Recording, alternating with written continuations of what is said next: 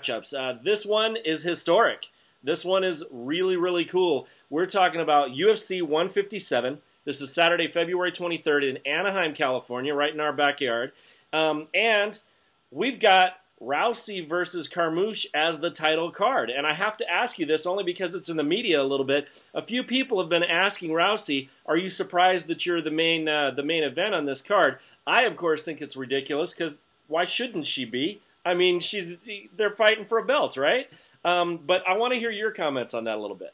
Well, you look at people and say, well, it's the first, female fight in UFC. Who cares? Yeah. Doesn't matter. This is for a championship. Ronda Rousey was the Strikeforce 135-pound champion. They moved her over into the UFC, gave her the belt, just like they did in the WEC when they handed the belt to, Dominic Cruz, and they handed the belt to Jose Aldo. Right. They did the same thing with Ronda Rousey. She's the champ, and she's coming here, and you've got other guys that are fighting on the card. Great fights. Oh, yeah. One of them are a championship fight, so why in the world would you take a championship fight and put it behind the other ones just because it's two women? That's crazy. It's absolutely crazy. Fight. It absolutely should be the main fight on the card. And you know what? I think it's the best way in the world that you can showcase the women. Look once people get used to, the fact that there are women fighters out there that are absolutely fantastic fighters. Oh, yeah. We see that in Invicta, right? Absolutely. I mean, they can whip some people's asses, and they'll whip a lot of guys' asses. I would challenge anybody who thinks she shouldn't be the main card to jump in the ring with her, right? Exactly. As she rips your arm off, you'll say, "Okay, that was a mistake." Yeah. It's ridiculous. This is a really good fight. I have refereed both fighters before. Right. Liz Carmouche is a tough girl who comes after you with everything she has. I did Ronda's very first pro fight, and kind of ended like all the rest in an armbar. Right. So, but I mean, this is a good fight, and it's this is where it should be. And it should be the very last fight of the evening. It should be the main event, right. And I think it's a great step for female MMA in the fact that the UFC is putting them on and putting. Look at the marketing that's going to go behind this fight is going to be huge, and that's only going to propel women's MMA forward, and it's exactly the spot. That fight is exactly in the spot that it should be. Yeah, it's great for the sport. Well, listen, I mean, this whole card, though, I gotta move this along to talk about some of the rest of these because, man, this is exciting. I mean, we've got Machida and Henderson. I can't wait to see that one. That looks great. Yeah, that's a great fight. Dan Henderson. He's got to just drive up the freeway a little bit from Temecula to Anaheim. So right in my backyard. Yep. His hometown. That's a great thing for him. He's fighting a guy who's super elusive, and he's going to cause problems for him and give him some, looks that he hasn't seen in a while. But Dan has fought everybody. I mean, the people ask me all the time, who's the greatest fighter and everything. When you look at who is the guy that has fought the most variety of people at high level, and at different weight classes and everything. Dan Henderson is one of those guys that sticks out. He has fought everybody. Oh, yeah. He's fought heavyweight guys. He has fought light heavyweight. He has fought middleweight. And he has been successful against all of them. Lyoto Machida as well. Lyoto Machida is as good a light heavyweight as you're going to find in the UFC. Right. He is absolutely elusive, hard to hit.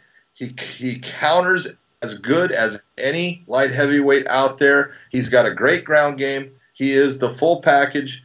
You can't ask for a better fight between two guys that have been champions. Yep, I couldn't agree more. I'm looking forward to it. I kind of like to see Dan do well because he is from my backyard. But I've been a Machida fan for a while too. So it's a good fight for the fans. Let's talk a little bit more about some of these other guys. I mean, we've got Favor and Menjivar. We've got Mendez and Gabriyan, Koscheck and Lawler. I mean, this thing is just a stacked card. I mean, the two, Uriah Faber, Ivan Menjivar. Ivan's been part of MMA for almost from the beginning. Now Uriah has been around for a long time too, but Ivan, especially from Canada, is a guy that really was the first Canadian fighter that you were looking at, even though he's El Salvadoran.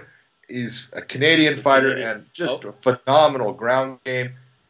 phenomenal overall game. Has really been there with everyone. Fought George St. Pierre, Yeah. even though much smaller and stuff.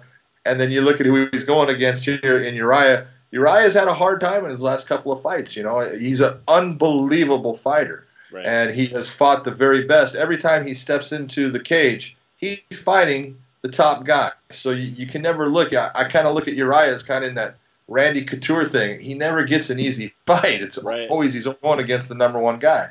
So this should be a really good fight between two veteran fighters that have been there and done that against the very best that's been out there. Now they're going to face each other. The one that's kind of exciting is Josh Koscheck against Robbie Lawler. Yeah. Tell you what, Robbie Lawler hits as hard as anybody you'll find in the 185 and sometimes 170-pound division.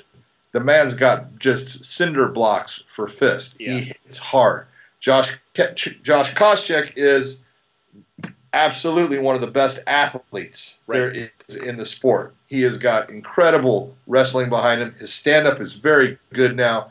His athleticism and the way he can move and just recover at times or press things, he's very impressive. And this is a matchup between two guys that both of them have that wrestling background. Obviously, Koscheck's is better. Both of them have a striking background now that Koscheck has really worked on. Obviously, Robbie has got more power. I think he's, anyone's going to say he's got more power, even though Josh absolutely has got heavy hands. So, and he's knocked some people out. Well, his angles, I think he comes at some interesting angles sometimes that you wonder how he does it, But Lawler, man, if either one of these guys get tagged, it could be an early end fight because both of them have the power to do it, right? Oh yeah, both of them can hurt the other guy. When you look at the guy with something to prove, Robbie has come out in a lot of his fights and he's always been hesitant on pulling the trigger. Right. And I think Josh is going to push him into that position where he's going to have to pull the trigger, and pull it quite often in this fight to keep Josh off of him and to be successful. So it'll be interesting to see what happens. Yeah, and even if you look at their careers, I mean, they're pretty matched up. I mean, their records 19-6-0, 18-9-0. They've got almost the same reach. I mean, this is going to be a good fight. I love it. Right. Well, you know what? There's too many to mention here, but God, Court McGee and Josh Neer and Sam Stout and Fodor. This is a great card. Again, I feel like a broken record. I've been saying this, this past month. All of the cards are so incredibly stacked with great talent. It's an exciting time for MMA. Yeah, the whole thing that people can look at is the UFC is putting together some phenomenal cards. They really are, with great fights, great matchups, and the best part is, even if you can't afford the pay-per-view, try to get a couple friends that you can do it with, so Sure. You're paying for one, they're paying for that. But you've got the preliminaries that they're putting out on either Fuel or FX all the time. You're able to see a lot of those fights for free anyways, and the fights that they have on the undercard of that Anaheim card, they're really great fights, and people really enjoy quality fights between some really good guys. Yeah, it's going to be some good stuff. But hey, listen, we want everybody out there to lock in some predictions and tell us who they think is going to win, and hopefully with your insight, John, they'll be able to make up their decision a little bit. I'm not saying much, but there are some. I didn't even say that. I forgot you got Brendan Schaub against LeVar Johnson on that. Someone's getting knocked out. I guarantee. Both of those guys swing for the fences. Man, one of them is going to connect somewhere along the way. We'll just see who does it first. So everybody, you heard it here. The one and only prediction that you'll actually get from John there will be a knockout. Is that there will be a knockout. We won't say who or how, but it's going to be a fun night. Either one. Awesome. All right. Well, thanks again, John. We appreciate all your insight and all your comments. And you guys out there, lock in your predictions. Thanks, John.